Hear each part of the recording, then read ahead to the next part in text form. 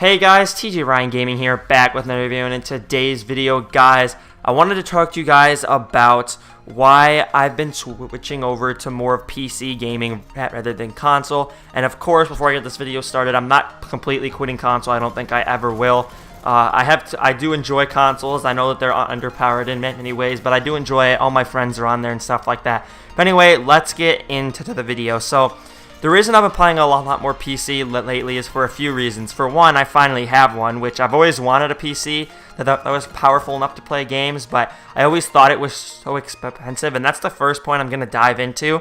As time has gone on, PC parts have gotten a lot cheaper, and they're definitely not what everyone thinks they are. Now, I'm one of those people that used to think that PC gaming is so expensive and you have to spend a ton of money just to be able to enjoy gaming on the PC, and I realize now that that's not entirely true. Now, yes, you can spend a ton of money on a computer, and you can go all out and get two Titan X's and SLI them and stuff like that, and it would be crazy, and you'd have insane frame rates, max graphics on literally any game and stuff like that, even like Crysis and stuff. But the point is, you don't have to spend that much to play, right? So if you guys want to, you can look up a graphics card called the 1050 Ti. You can look it up on Amazon. It's around $140 to $160 depending on who you buy it from.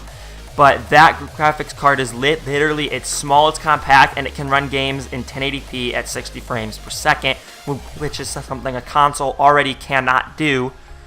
And well, I guess technically I'm pretty sure that the PS4 Pro can, but the problem is the developer has to patch the game up for the Pro. Meanwhile, on PC, every single game is already ready to be played at those settings because you have full control over what you want it to be at, right? So, but that's a cheap graphics card, and it literally can be used in any computer. Like, most people I see recommend this thing just to be thrown into any old desktop that you have, and you can start playing games at decent quality.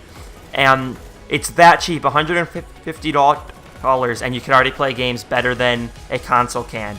So that's the first point. Just pricing has gotten a lot cheaper, and it's not always some big expensive thing anymore that you have to go all out. Again, you can if you want to. If you have a ton of money to spend and you're really passionate about it, then go ahead and go spend a ton of money, and then you can have a really amazing PC and you can run a lot better things on it. But most games you'll be able to do just fine with a 1050 Ti or better for just a little more cost. But anyway, moving on. Obviously, one of the biggest arguments you see is better graphics and stuff like that, which is always good. Like, you have the option to go all out and get a ton of better graphics. Like, most games on the console, PlayStation 4 and Xbox One, are locked at 30 FPS, and obviously there's frame drops and stuff like that, and they're not at 1080p on the base PS4 and Xbox One. Some games I think are, but it's very limited, and it's more of just 720p at around 30 frames per second on like medium to high settings maybe. I'm pretty sure it'd be closer to medium, but stuff like that. It's not going to be really high-end max settings like you can get on a PC. And just like I said, that 1050 Ti can already do 1080 60 frames per second very stably. So you don't have to worry about that locked frame rate and resolution and stuff. And you have full customization on that. And that brings me into my next point, customization. Like, you literally have customization in not only what hardware you want in your system, but you also have more customization on just like settings in game, right? And because of this, you can, if your system can't handle a higher graphic, you can turn it down. If it can, you can turn it up. You don't have to run it at the base settings that the game ships with. You can completely customize it to the way you want it.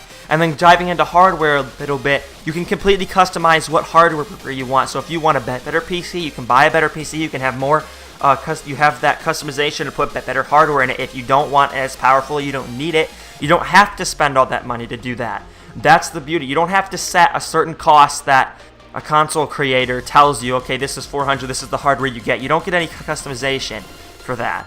Also, the prices are not only lower in hardware and stuff like that, but the prices are actually lower in games as well. So the difference between like PlayStation and Xbox and stuff like that and PC is that on PlayStation and Xbox, you have one market, right? You have the PlayStation Store and you have the Xbox Store, whatever it's called. So you have those two options there, and that's pretty much all you have, right? I mean, obviously you can get disc games and stuff like that, and prices will vary if you're getting used or not.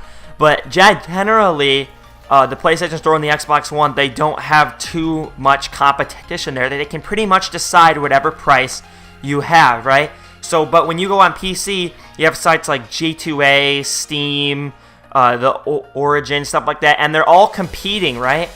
Like the competition to get the lowest price, right? Because the consumer wants the lowest price. They don't want to spend a crazy amount of money if they don't have to. So why would you, right?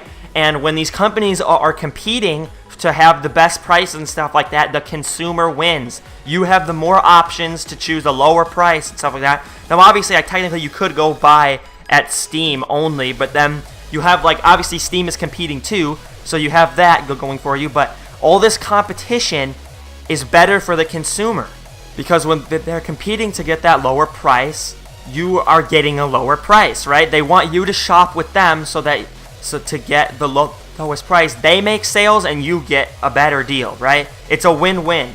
So competition is good for the consumer. On PlayStation and Xbox, you don't really have that. The prices are set. And moving on to my last thing, it also has keyboard and mouse support on PC, which you don't have on console, right? So the PC has controller and mouse, and that is technically better in most scenarios. I can see in driving games if you can prefer a controller or a steering wheel or something like that. But the thing is, the PC also supports controllers, the PlayStation controller or the Xbox controller. Of course, there's knockoff ones, and that's what a lot of people go into and say, oh, wow, they have knockoff ones. It's not legit. You can literally use an Xbox One controller or a PS4 controller on your PC. They are both supported. In most games, obviously the developer has to include the support, but honestly, most games now, since they're being developed on console and PC, already have the controller support. So that's just fine. But the PC keyboard and mouse is better, especially in first-person shooter games, which I like to play a lot. The mouse is a lot more accurate. The keyboard is more comfortable because you don't have to hold something in your hands. You just rest your hands on top of it. So you're not always lifting something or holding something, which honestly, it isn't a big deal. I use the controller all day and it doesn't really bother me. But the keyboard is a lot more comfortable because you just have to rest your hand, you know? Even the keyboard that I have now even comes with a wrist rest, so it's even more comfortable and stuff like that. So you have those options there. But anyway, guys, I'm not saying I hate consoles. Of course, I mentioned in the beginning of this video, I'll always be playing on console. All my friends are there. I still enjoy it. I just brought a Pro, in fact, so I mean, I'm still enjoying consoles, and I'm not going to be quitting console anytime soon. I'm just mentioning why I started to transition over to PC more. These are just some reasons. If you guys enjoyed the video in any way, please leave a like, subscribe for more if you haven't already, and I'll talk to you guys in the next one. Peace.